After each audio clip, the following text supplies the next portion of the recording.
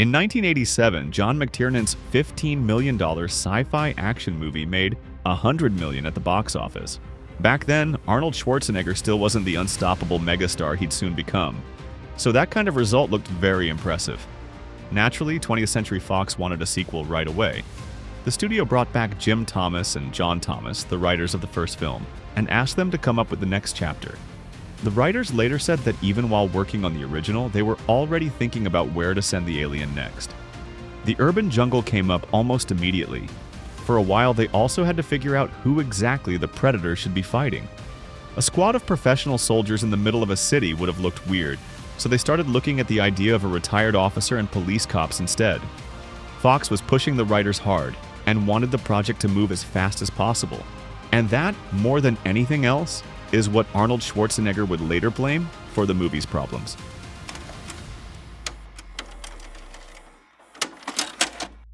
In his opinion, the biggest issue with Predator 2 was the rush. Of course, the lead role was originally meant for Arnold again, but there were a few complications that eventually killed that idea.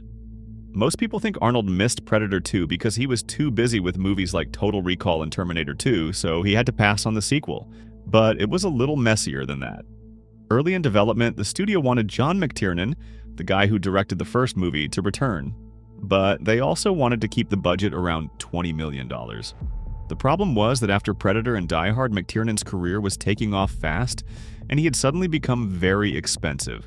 Fox decided to move on without him. Instead, the studio hired Stephen Hopkins, a director the producers had noticed after A Nightmare on Elm Street 5. Then they went to Arnold with Hopkins attached. According to Arnold, he hated that decision right away and told the producers so. He wanted McTiernan back in the director's chair and had no interest in doing the movie under Hopkins.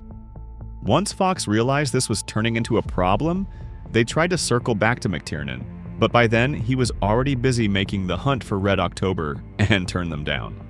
At that point, the studio basically went into panic mode. They had a sequel to a successful action hit that audiences were waiting for, and now it looked like the movie might not even have its biggest star. So they started throwing money at Arnold, trying to convince him to stay. Arnold says he turned the film down because he didn't like the script and thought the whole urban jungle concept was just stupid. And honestly, he kind of had a point. Still, the salary negotiations definitely happened, and Arnold never denied that, which basically means, yeah, there's a good chance he might have done it if the money had been high enough. Once the two sides failed to make a deal, the studio ordered the script to be rewritten, and Stephen Hopkins officially became the director. With Arnold fully out of the movie, the budget got cut down, and New York, which had originally been part of the script, was replaced with Los Angeles. Finding Arnold's replacement happened pretty quickly. The producers needed an actor who wasn't too expensive, whose career was rising, and who could look convincing as a cop. Since Lethal Weapon was doing great business at the time, they went with Danny Glover. Glover had no reason to say no. Unlike the first film, where the alien hunted an entire squad, Predator 2 shifted the focus toward the Predator becoming interested in one specific man, one target he could toy with throughout the story. Even the writers themselves never fully settled on what the ending with the necklace being returned was supposed to mean. According to them, it might have been a sign of respect from the Predator toward Glover's character, but it also could have been mockery, or both. And here's where things really started getting messy. The rush and the shift in the sequel's overall concept obviously took a toll on production. The shoot was rough.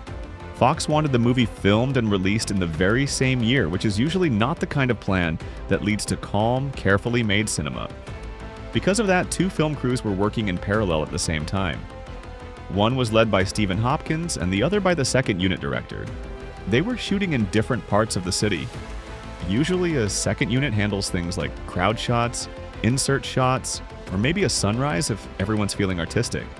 But on Predator 2, that wasn't the case. While Hopkins was shooting Glover's fight with the alien, the second unit director was filming the Predator attacking the subway train with Bill Paxton and Maria Conchita Alonso's characters. Yes, the movie was basically being assembled in separate war zones at the same time.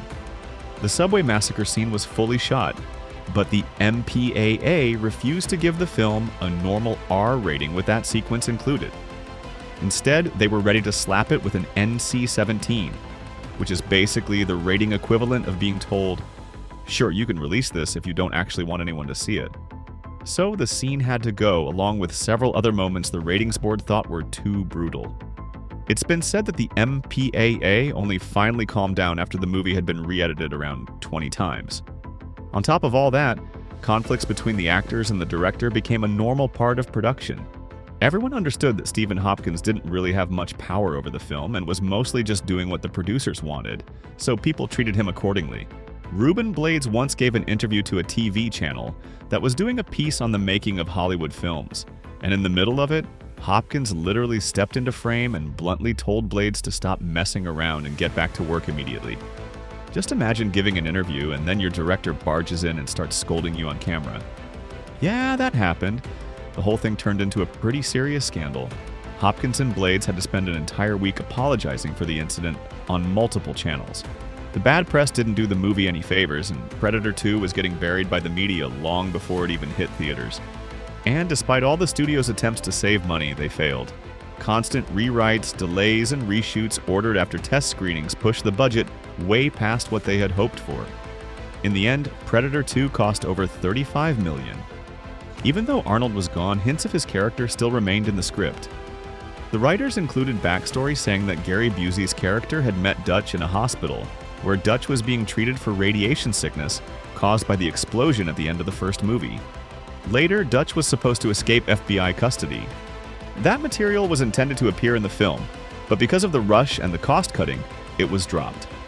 Even though Arnold was very unhappy with how Predator 2 turned out behind the scenes, he nearly returned to the franchise later in a small role in Alien vs. Predator. For a long time, the plan was for his character to appear at the end of Paul Anderson's movie.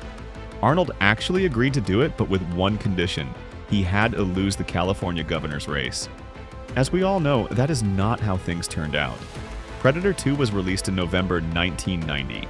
It sounds funny now, but back then, studios often released two of their own movies close together, especially if they thought the audiences for them were completely different.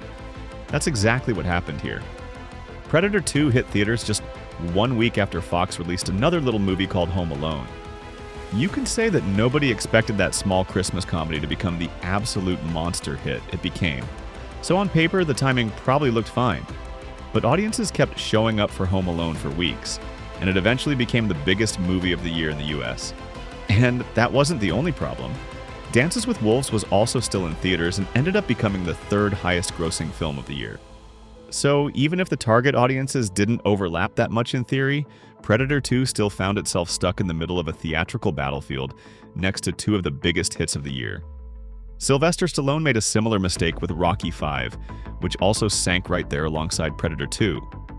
In the US, Predator 2 made only $30 million against its $35 million budget. The international box office added another $26 million, but that was nowhere near enough, and the studio immediately scrapped any plans for another sequel. Which is a shame, because the next movie might have been something genuinely weird and unique. The ending of Predator 2 hinted at the possible setting for a third film. It's hard to even picture what Predator would have looked like in a pirate setting, but it could have been a very interesting movie. After the box office flop, the producers decided that audiences just weren't that interested in Predator as a standalone franchise anymore, so they latched onto a joke originally made by the creators of Predator 2 and decided to mash the series together with Alien. We all know where that led. In the end, the failure of Predator 2 didn't seriously damage anybody's career. Stephen Hopkins even had a shot at becoming one of the biggest directors in Hollywood. At least the budgets of his later films made it look that way. The problem was that almost all of them kept underperforming. His bad luck as a filmmaker was honestly kind of incredible, and it's not even like all those movies were terrible. Predator 2 is definitely weaker than the first film, but it's not nearly as bad as its reputation suggests. The same goes for several other Hopkins movies, including The Ghost in the Darkness, Blown Away, and Judgment Night. Arguably, Lost in Space is the only one you can really blame on the movie itself. But after one box office miss after another, Hopkins eventually moved into television, where he's been working ever since. And as for the Predator franchise, Hollywood keeps trying to bring it back to life. The results usually aren't especially great at the box office, and pretty often they're not especially great in any other category either. That was Frameback. Subscribe for more rewinds and see you on the next one.